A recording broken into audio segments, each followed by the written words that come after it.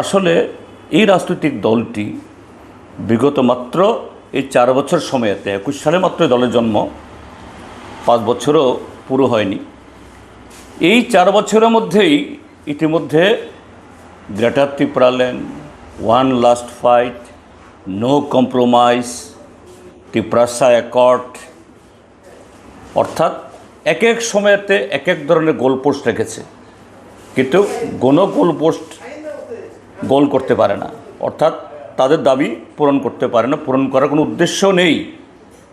কাজেই এই সরল সিধে মানুষদেরকে একটু বিভ্রান্ত করে মুখরোচক নতুন নতুন দাবি তুলে এগুলি করাচ্ছে। মানুষকে এগুলি বুঝতে হবে এর পেছনে আসল উদ্দেশ্যটা কী। এখানে কারোর ব্যক্তিগতভাবে মতামত দেওয়ার কোনো প্রয়োজনও নেই, এবং এগুলো নিয়ে কোনো দল বা ব্যক্তির সেখানে আইন হাতে তুলে কোনো ভূমিকা নেওয়ারও কোনো সুযোগ নেই। এটা আমাদের দেশের একটা আইন। 1971-এ বাংলাদেশের মুক্তিযুদ্ধের পর এ দেশের, এটা সবাই জানেন, 1 কোটির বেশি তৎকালীন পুরো পাকিস্তান তথা পরবর্তী বাংলাদেশ হয়েছে সে দেশের যারা এই পাকিস্তানি সেনাবাহিনীর অত্যাচারে অতিষ্ঠ হয়ে প্রাণ রক্ষার জন্য আমাদের দেশে আশ্রয় নিয়েছিলেন, এবং মানবিক কারণে ভারত সরকার এই সীমান্ত লাগোয়া সমস্ত রাজ্যগুলোতে, ত্রিপুরা, আসাম, মেঘালয়া এবং পশ্চিমবাংলা, সেখানে আশ্রয় নিয়েছিলেন। তারপর যখন যুদ্ধ শেষ হয়, নতুন বাংলাদেশের জন্ম হয়, বাংলাদেশের প্রধানমন্ত্রী এবং ভারতের তৎকালীন প্রধানমন্ত্রী দুজনেই প্রয়াত এখন, শেখ মুজিবুর রহমান এবং ইন্দিরা গান্ধীর মধ্যে চুক্তি হয় যে 71 ইংরাজির 31শে মার্চের, না 1 মার্চ জানি, ঠিক আমার এই মুহূর্তে তারিখটা একটু কনফিউজড আমি হচ্ছি। এনিওয়ে, মার্চের সেই তারিখের আগে যারা এসছেন তারা বাংলাদেশে, যদি ইন্ডিয়া থেকে কেউ গিয়ে থাকেন তারা বাংলাদেশে থাকতে পারবেন, আর ভারতবর্ষে যদি কেউ এসে থাকেন তারা ভারতের নাগরিক হিসেবে চিহ্নিত হবেন। কিন্তু তারপরে কাট অফ ডেটের পরে যারা আসছেন তারা ইলিগাল, বেআইনি হিসেবে চিহ্নিত হবেন। তাদেরকে দুদেশের আইন অনুযায়ী, ভারতে ভারতের আইন, বাংলাদেশে বাংলাদেশের আইন, সে আইন অনুযায়ী তাদেরকে চিহ্নিত করে স্বদেশে প্রেরণ করা হবে। অর্থাৎ ভারতের লোক যদি বাংলাদেশে থেকে থাকে, বাংলাদেশ সরকার ভারতে তারা পুশব্যাক করবেন, আর ভারতবর্ষের সরকার যদি সেরকম বেআইনি লোক চিহ্নিত করে থাকে তাদেরকে বাংলাদেশে পুশব্যাক করবেন। এটা স্ট্যান্ডার্ড অপারেটিং প্রসিজিওর, অর্থাৎ একটা সুনির্দিষ্ট নিয়ম। সেভাবেই যে প্রকৃত বেআইনি নাগরিক সব কিছু চিহ্নিত করে তারা স্বদেশে পাঠিয়ে দেবেন। এই আইনের বদল হয়নি, দুদেশের স্বীকৃত আইন, এবং দুদেশের পার্লামেন্টেও এই আইনটা পরবর্তী সময়েতে, এই চুক্তিটা এটা এন্ডোর্সড হয়েছে, পার্লামেন্টও এটাকে সিলমোহর দিয়েছে। তো স্বাভাবিক সে আইনটা বলবৎ। তো সাম্প্রতিককালে আমাদের দেশের স্বরাষ্ট্রমন্ত্রী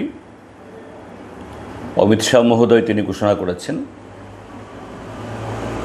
ওই চুক্তির পর যারা এদেশে বাংলাদেশে এসছেন তাদেরকে চিহ্নিত করে পুশব্যাক করতে হবে, এবং সে মোতাবেক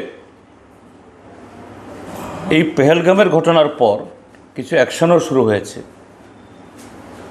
কিন্তু অ্যাকশনটা কীরকম? গুজরাট বা আরও অন্য কিছু রাজ্যে, আসামেও শুধুমাত্র বাংলা ভাষাভাষী এবং তার মধ্যে মুসলিম সম্প্রদায়ের, মুসলিম ধর্মাবলম্বী এদেরকে চিহ্নিত করে এরকম কিছু লোককে পুশব্যাক করা হয়েছে। ত্রিপুরা সীমান্ত দিয়েও গুজরাট থেকে সরাসরি বিশেষ বিমানে, আমার কাছে তথ্য 3টা বিমানে প্রায় 400 জন এরকম নারী, শিশু, কিশোর কিশোরী এদেরকে আনা হয়েছে।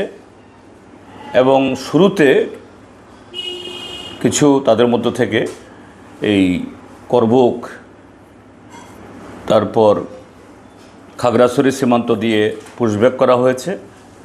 পরবর্তী সময়েতে অন্য সীমান্ত দিয়ে ওইটা হয়েছে,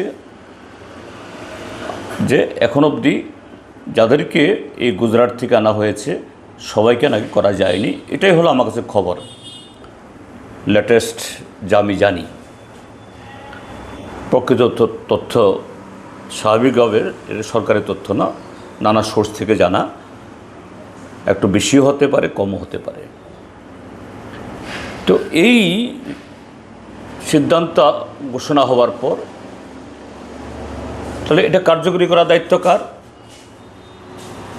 ত্রিপুরা সরকারের, প্রশাসনের। ত্রিপুরা হোক, আসাম হোক, পশ্চিমবাংলা হোক, এই সরকারগুলো। কিন্তু আমাদের নজরে যা এসছে, সেখানে আমি আগেই তো বললাম যে শুধুমাত্র চিহ্নিত করা হয়েছে মুসলমান ধর্মাবলম্বী তাদেরকে। তো অনুপ্রবেশকারী হিসাবে আমরা এই সাম্প্রতিককালে ত্রিপুরা রাজ্যের বিভিন্ন সীমান্তে আমরা দেখছি প্রায় প্রতিদিন, প্রতি সপ্তাহে আগরতলা এয়ারপোর্টে, আগরতলা রেলওয়ে স্টেশনে, ওই ইয়েতে এই কি বলে এই ইন্দ্রনগর আইএসবিটিতে, নাগরজলাতে, হ্যাঁ, মুসলিম না, মুসলিম, হিন্দু,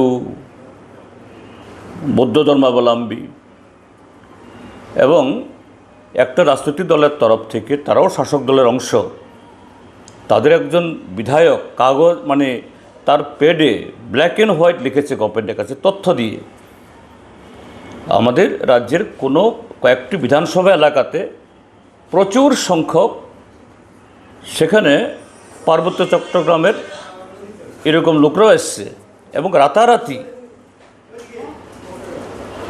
শাসক দলের একটা অংশের তাদের মদতে তাদের সিটিজেনশিপ কার্ড, পিআরটিসি, তারপরে ভোটার তালিকাতে নাম তোলা, রেশন কার্ড, আধার কার্ড সব হয়ে যাচ্ছে। এবং সেই বিধানসভা কেন্দ্রের যে জনসংখ্যা, ভোটার বৃদ্ধির চিত্রও এই বিধায়ক মহোদয় তিনি তুলে ধরেছেন এবং তিনি লিখেছেন মাননীয় মুখ্যমন্ত্রীকে দ্রুত যে এগুলো প্রকৃত এরকম যারা ইলেগাল বেআইনি অনুপ্রবেশকারী তাদেরকে চিহ্নিত করুন, আর তাদের পেছনে কারা এই মদতগুলো যোগাচ্ছে, কার হাত ধরে, তাদেরকেও চিহ্নিত করুন। সরকার নির্লিপ্ত। তো এই জায়গায় বেআইনি নাগরিক তাদের চিহ্নিত করতে হবে এবং সেই ইন্দিরা মুজিব চুক্তি অনুসারে সরকার ব্যবস্থা গ্রহণ করবে, এটা স্বাভাবিক। এটা নতুন করে দাবি করার কোনো প্রয়োজন নেই, এটা সরকারের দায়িত্ব, আমরা তার বিরোধী না।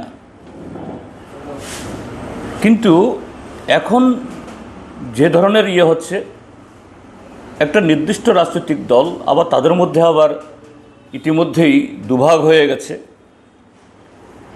তারা কোথাও কোথাও, সব জায়গায় না, কোথাও কোথাও গিয়ে তারা গিয়ে চিহ্নিত করছেন, এই তুমি বাংলাদেশি, তুমি ভারতীয় নাগরিক না। এটা তো হতে পারে না। আসামে হয়েছে, আসামে দেখা যাচ্ছে যে ছেলেমেয়েরা ভারতীয়, স্বামী ভারতীয়,